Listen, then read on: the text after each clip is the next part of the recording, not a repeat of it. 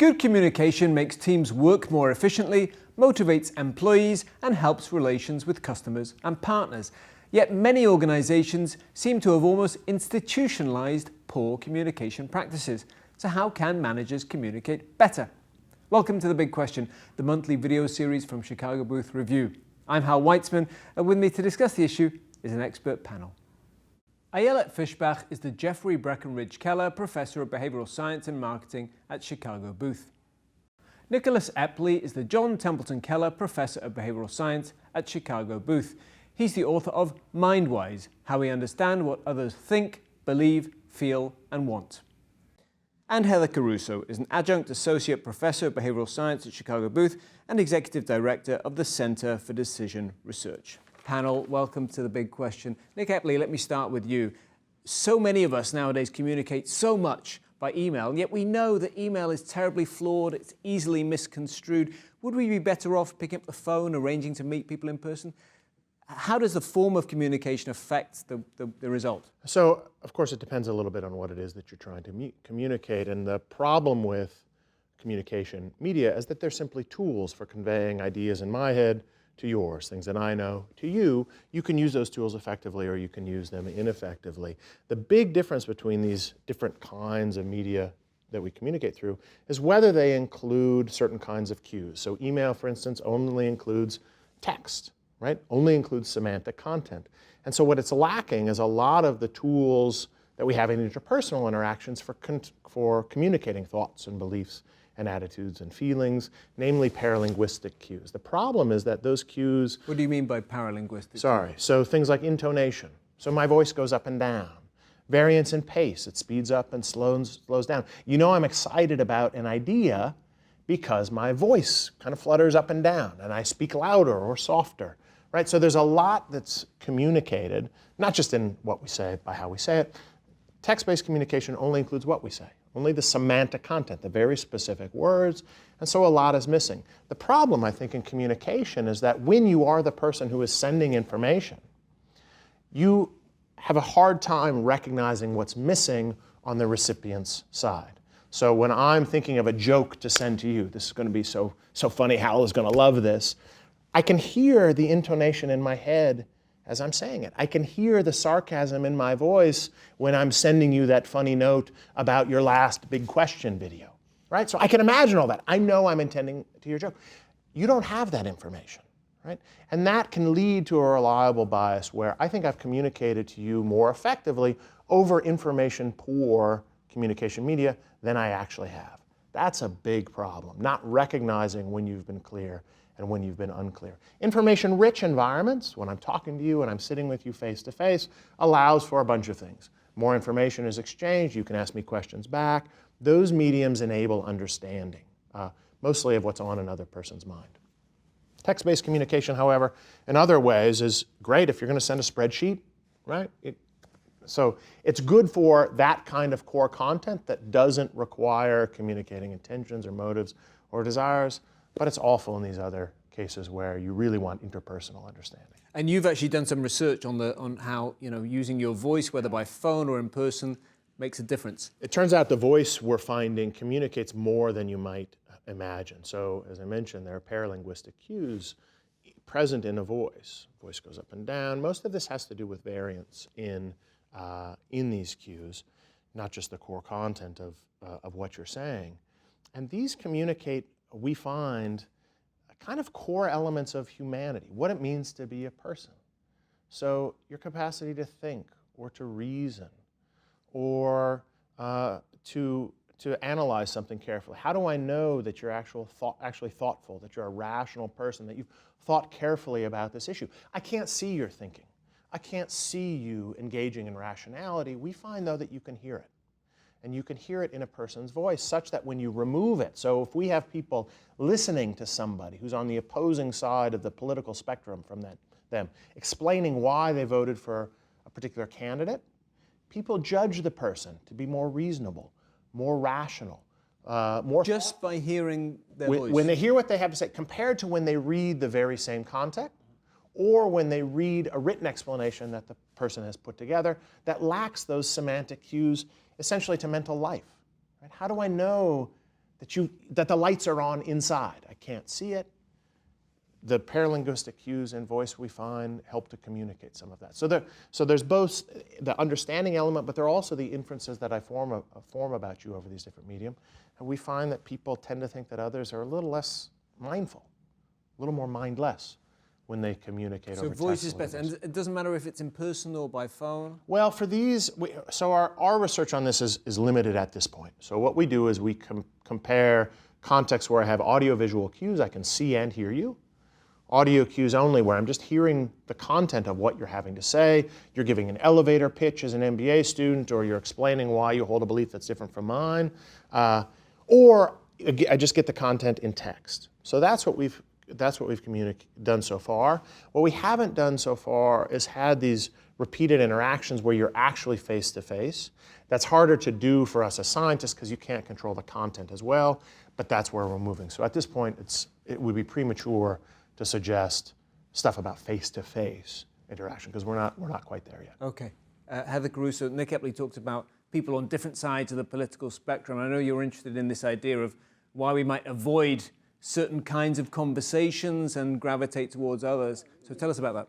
Yeah, so I think it's really interesting what you, just building on this last question, what you miss when you are communicating over these sort of more impoverished media. And one of the things that you miss is any context for why it is you are talking. Sometimes people just like launch into the middle of the conversation and state whatever it is they have on their mind, and it's not clear that you know why, like what the motivation is for sharing that. And so people lack a sort of sense of the goals of the conversation. They can lack a sense of the criteria for sort of introducing relevant information into the conversation, and that can make that conversation kind of confusing. The voice or the email, or is it more about how you introduce the subject? Because if you gave all that context in writing, you might be able to set the conversation up better, no? You can do a better job of this, but again, you run into some of the sort of egocentrism or sort of self-centered problems that Nick is talking about, where even as you're describing the context, the words that you use make reference in your mind to certain meanings, to certain other conversations, to a certain history. If you're not elaborating all of that, it's not clear that other people are necessarily going to get that. And that, of course, is exacerbated when the people that you're talking to are from a different background. If they have an actual different experiential history from you, if they come from a context where those words, those goals, those criteria are by default different than those that you are familiar with, then the assumptions they're going to make based on the fact that you're having a conversation, based on the articulation of just a few kind of key words, if those words are articulated at all about what we're here to do, those assumptions that they're going to come to the conversation with aren't necessarily going to be the same as yours. So when we try to sort of talk to people or advise or teach people about, say, group decision making, one of the things that's really important is to set goals clearly up front, consensually, so you're all there together. You have this time in face-to-face context to go back and forth and to discuss exactly what that means, and then to step forward with sort of explicitly checked, kind of confirmed consensus on why we're meeting, what we're supposed to be communicating, and what is helpful information to introduce into the conversation. So I think that Nick will probably want to speak a little bit more to this in depth, because I think this is some of the work that his lab is going towards exploring. But I think the center in general is interested in promoting more of this kind of research and inquiry into what are the conditions under which people are going to actually launch into a face-to-face conversation with people, especially when you are coming from different backgrounds. That can be a difficult thing to do when the only option available is a face-to-face conversation, when you anticipate that you're going to be coming from at least an unfamiliar background, if not a kind of a historically antagonistic background to the other person. You might shy away from those kinds of conversations because you anticipate that there's basically going to be a fight, right? Or that there's going to be some moment of embarrassment. And so we're trying to move towards understanding what the conditions are under which you would be willing to risk that kind of thing, maybe for the sake of learning something across those boundaries, or collaborating and eventually coming to some shared kind of better consensual reality. Is the sense there that these conversations often turn out to be less awkward than we had thought they were going to be? Yeah, we find that in our research, and you can make an important distinction between kind of two parts of a conversation. you can think first about engagement. So do I actually sit down to talk with Ayelet about an issue that we're having in our among our faculty, for instance? So how do I choose to engage with somebody in a conversation? And the other is enactment. Once we're engaged, once Ayelet and I are talking about something, how do I choose to talk about it? And psychologists study a lot the enactment part. How is it the conversation goes once you're in it? But I think some of these bigger questions here really take us a step back in the conversation stream to how do we choose to enact? Right. So if I'm anticipating having an awkward conversation with Ayelet, it would actually probably be better for us to work out some differences or some challenges we might be having if we actually talk to each other in an information-rich environment. But if I'm anticipating an awkward conversation, I might choose an information-poor environment, like email, say, which might actually increase misunderstanding rather than reducing it. And so I think these issues of engagement, when do we choose to engage with somebody who thinks differently than we do, or who we anticipate an awkward conversation with, and how do we overcome that, is a really important thing for psychologists to be working on. Yeah, I think one of the things that we are hoping to explore in particular is sort of is the preference for an information-poor environment, because those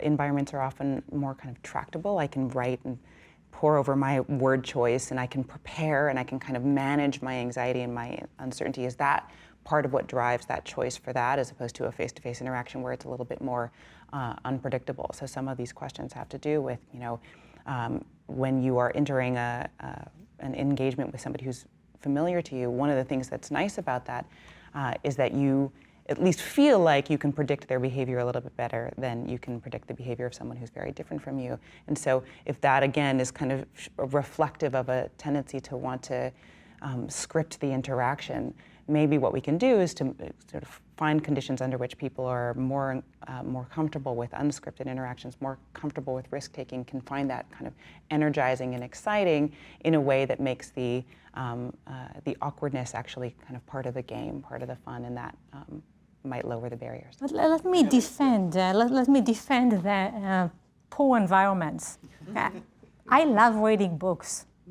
I really love reading books, and I think that being able to focus just on one medium and not being overwhelmed by the images and the sounds and just having this is often what creates art. So just let's keep this in mind. Yes, there is less information, but sometimes less is more. Okay? These situations occur. But I want to move to something different, which is what you're referring so far to is that we are losing information. So yes, there is noise, there is loss of information, but there is another problem that might be not less and even more serious, which are biases in communication. Okay, so we might also want to keep in mind that when I listen to Nick, I might hear what I want to hear. Okay, this is one of the easiest to replicate biases. If I want Nick to say something, the likelihood of me hearing it is much higher than if I don't want to hear about it, or if I don't care about it, in which case it's completely lost. One of the classic, it's new classic demonstrations of that is with the gorilla in the room. Okay, this experiment in which there is a group of people that are passing balls, and you need to count the number of times that the people with the white shirts as opposed to the people with the black shirts are passing balls. And then while you are doing this, someone is entering the room. It's a new person dressed up like a gorilla and dancing in front of you. And I think that in the original experiment, most of the people, more than 50%, didn't see that. Okay, did not see a gorilla standing in them and dancing. Now, this is a very rich environment. Okay, they are hearing the sound, they are seeing the picture. This is as rich as we can get. A gorilla can stand in front of you and you will not notice it because you're busy counting balls. So we might want to also think about what are the things, what are the biases. Okay, it's not just noise. There are certain things that are easier to see or hear than And others. people have it, that's interesting you point that out. People have a tendency to think, if I put it in writing, it cannot be missed. But would those same biases apply to reading? Oh, absolutely. Yes, you can show it on every dimension. You can just use auditory stimuli, and actually Nick's research is often using auditory stimuli where you hear what you want to hear, you don't hear other things. You can just do it in images, basically visual illusions work on that. Like you see what you want to see there and you don't see what I'm trying to hide or what you simply don't expect to see. So yes, our expectations influence what we see in every medium. This is sort of what we were talking about earlier with the problem in groups, and especially when they're using these impoverished forms of communication, where if you don't tell people what it is you're telling them this information for, the presumption that they're getting all of the information is probably not a good one. And that can transfer over into in-person conversations as well, where people are listening to you, but they may not be listening to everything that you're saying because they start to get a sense maybe in the first part of your sentence or whatever it is you're saying that, oh, this is what they're going for, and then they start to formulate a response. So one of the interesting sets of dynamics that we're moving towards looking at has to do with that kind of dynamic and in-person interaction. We're actually doing this in partnership with the Second City through a new initiative. The improv workshop here in Chicago. Yes, exactly. So this improvisational powerhouse that they've historically used improvisational exercises to generate comedy for their theater show, but now they're partnering up with us to look at the improvisational elements of everyday life, the things that you can't predict or script, but nevertheless need to go well, and interpersonal understanding is one of those things where I don't know exactly what's going to come out of the mouth of many of the speakers I'm going to interact with over the course of the day. So I need to kind of figure that out as they're talking. And often that means I'm listening, and as soon as I've got a hook and I understand, I think I know where they're going. At least in practice at the Second City, they find that people start to formulate a response, right? They want to respond sort of halfway through a person speaking to them. And so they run these exercises where they have people listen basically all the way to the end of a person's sentence or statement, and people find that that's harder than they expect.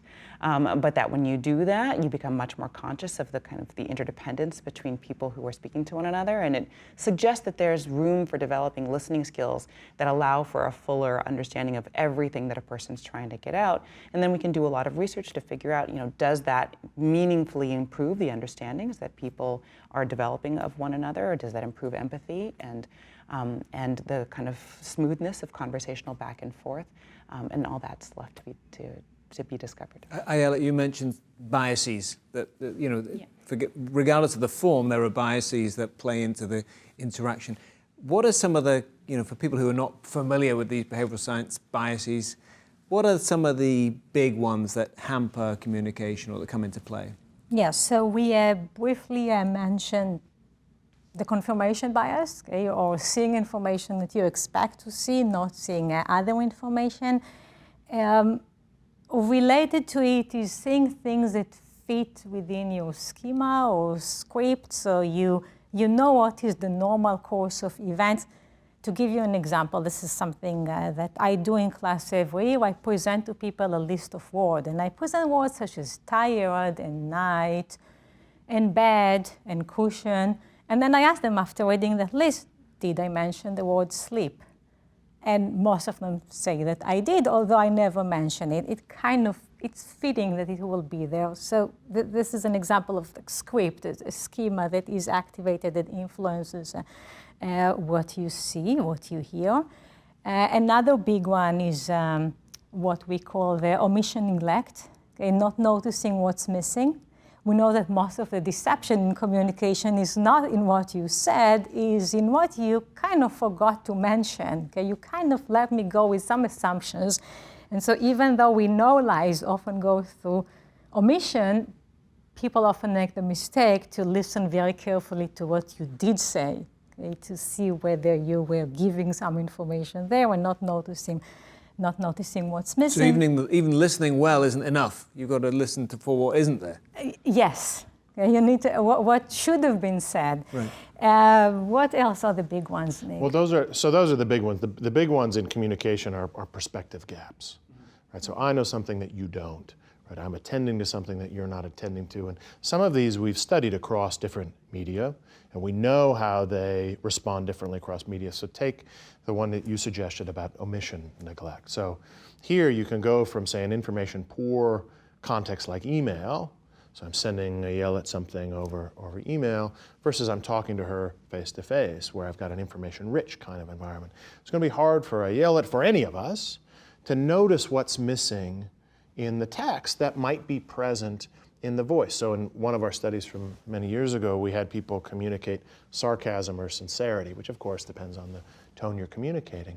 Because people weren't sensitive to what was missing in text, they were just as confident that they had interpreted it correctly as when they actually heard what the person said, even though they were much better at interpreting it accurately when they heard what the person said than when they read what the person said. So some of these biases we know how they vary across medium, and like in these cases they're bigger when you've got text-based information because there's more stuff to miss. There are more things you have to fill in with your expectations. Stereotypes, for instance, guide judgment more. Your expectancies guide judgment more when you are reading what somebody has to say than when you hear them, just because it's more poor, there are more gaps to be filled in. But other biases, like the attentional biases, right, looking at something or attending to something, those often rely on visual information. So you're more likely to look at a weapon in a room, for instance, but you're probably not more likely to pay attention to the word gun in text, right? That's a visual kind of bias. So, I mean, we're at the early stages of understanding the richness of how these biases play out across different media of communication. Let's turn it to a workplace environment. What are some basic things that managers could do to improve? So listening would be one, Heather, you mentioned. What are some of the other more kind of basic things you could do? We all know we should listen, and it's hard to do, as you say, listen to the end of somebody's thought. I would say, perspective taking. Okay, so how would you do that? Well, at least try. Okay, often, even though you cannot do it well, you can at least engage in an exercise of, let's predict what would be my view on this topic if I wasn't managing this department by the other department.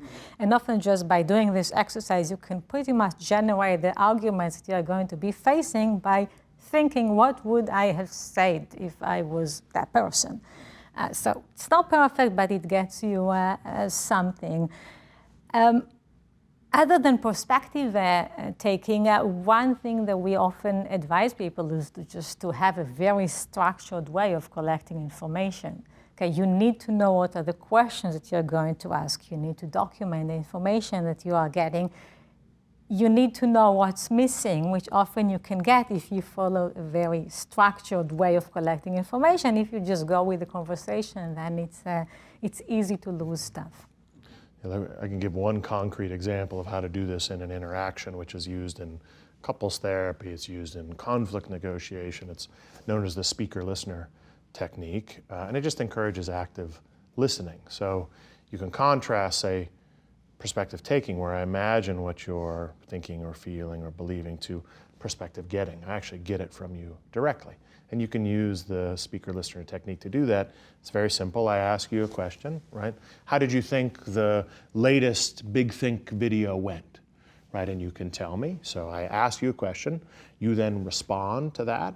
I then reiterate what I think you said. Well, I think you thought it went well in this way and not in that way. Is that right? And then you confirm whether that was right or not. Now, that helps to avoid a couple of the biases that Ayelet mentioned already. Number one, I'm not inferring what you're thinking. I've asked you and you're telling me in response. Then I'm not misunderstanding what you're telling me because I have to reiterate it to you in a way that you can either confirm or deny. It's also not perfect because sometimes I ask you bad questions that you can't answer, or we ask people things that they don't know, right? So it's not perfect, but what we try to do as psychologists, let's say in the domain of communication, you can't make people perfect, but by identifying some of the places where they make mistakes, we can help people do a little bit better. Speaker-listener technique is one example of how you might get better. Perspective taking in certain domains is one way in which you might get a little better. Not perfect, but better. And Heather, I know you just started your improv collaboration, but do you have any thoughts about that flexibility that you talked about, the ability to kind of think on your feet? Yeah, no, I think part of that actually has to do, again, with this sort of recognizing what can be left out, or sometimes what's inserted into a conversation that doesn't need to be there. So sometimes just starting with asking people rather than thinking about what you need to communicate. And when we think about communication, often we think about what we need to tell other people. And there's some work that's also coming out of the center now on feedback and how sometimes feedback is unwanted and it produces defensive reactions because you're telling people stuff that they kind of already know, especially if you're talking about negative performance feedback and you don't anticipate that the person, they know that they screwed up and they know that they've got to fix it, and then you come in and you tell them that they screwed up and they've got to fix it, and they're kind of feeling berated because they're already kind of beating themselves up about it, right? So that suggests that there might be some benefits to walking in and just asking sort of where they stand, how they think things are going. If you find that out and you're sort of more humble about the communication episode, you can say what needs to be said, and you can partner with that person in the conversation to communicate what would actually help them move forward the most effectively, rather than presuming you know. Does that just entail getting the other person to start the conversation? Yeah, I mean, and that's an invitation, right? You have to start by asking, sometimes to figure out what might be useful to tell. Right, Ayelet, that was a beautiful segue because you've actually done some research on feedback. Tell us about what you found. So we were looking at how much people include positive versus negative, but negative constructive feedback. So we always look at feedback that is informative, okay, not feedback that you actually don't need because you have the information. And what we find is that you need to ask yourself whether the recipient of this feedback is an expert versus a novice, whether your relationship is close, is deeper versus distant. And the more the person is an expert, the more they feel confident about something, the more the relationship is established, the more negative feedback will be effective. Now, it's not just that people will be more open to negative feedback, it's that it will be more effective. That is, it will motivate action. Basically, we often look at feedback in a very simple format because we want to study it in our experiments. Shall I tell you what you've done so far? Great, okay, your videos so far were amazing, or here are all the videos that you can still do and haven't done yet. Okay, so what's going on, Hal? Okay, so should I highlight the completed or the missing part? And the missing part works better with experts with deeper relationship. The completed part makes the novices feel that, oh, I can do this. Like, this is working. I feel confident enough to develop further. Okay, but what about if you have to give unwelcome feedback to the people in the first group, the novices? Well, so you always have both, right? To the extent that you are telling me something about my performance, then there's always the good and the bad. And to the extent that you decide to only mention one of them, I know you're hiding some information. I see. So the question is how much to emphasize strengths versus weaknesses. So if someone's a novice, well, I would say you're doing a great job. You could be even better if you did. Yeah, it's like, no, think about it just for the sake of the metaphor with a child, okay? Like a child that is learning to, let's say, ride a bike, okay? You are not going to tell them that their balance is not great, because whatever, okay? But wow, look at you. You can already do like 10 feet. That's amazing. Okay, now there's more confidence. Now take the expert, the professional biker. Well, here's what's missing. Here's how you can get even better. So yes, there's always both, but you know that one of them will motivate action.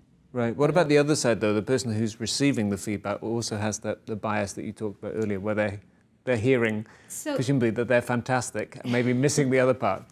So that's interesting. Well, I would say that for the receiver, there is the same effect, which we documented, such that receivers would like to get more positive feedback if they are novices and ask for more ways to improve as they gain expertise. Also, in close relationship, people are asking for more negative feedback than in distant relationship. So receiver follow the same thing. you know, receivers might want to hear positive things, to feel great about themselves, but that's off the point. Do you know whether those who are giving feedback anticipate these reactions correctly? Because I would imagine, could hypothesize that if I'm giving you feedback, I might anticipate you'll respond really well to positive feedback and you'll just crumble or be angry in response to negative feedback, when in fact that's often not how people take negative, particularly constructive feedback. People are wanting to improve, so if I tell you how to get better at something or you tell me how to get better at something, and I'm really trying to get better, that's a positive thing, not a negative thing. But I'm wondering if feedback givers recognize that. Yes, so there is definitely some calibration in the sense that the receiver and the giver know that experience or relationship depth works in a certain direction. Okay. So to the extent that we agree that our relationship is deep, as I hope we do, okay, then feel free to tell me everything I say a 7 on the 10-point scale. So this is a problem now, okay? Because I feel our relationship is a 10. So I don't have any problem criticizing you, okay? But you say, hey, we are only at a 7, why are you saying that? Okay? Now, back to being serious, where we find that there's often miscalibration is in, no, I might think that you are the expert, but you feel more like a novice. So I feel that the relationship is, apparently with Nick and I feel that the relationship is deeper than it is. And so... So like all relationships, it's complicated. And unfortunately, on that note, our time is up. So my thanks very much to our panel, Ayelet Fishbach, Nicholas Epley and Heather Caruso. For more research, analysis and commentary, visit us online at review.chicagobooth.edu and join us again next time for another Big Question. Goodbye.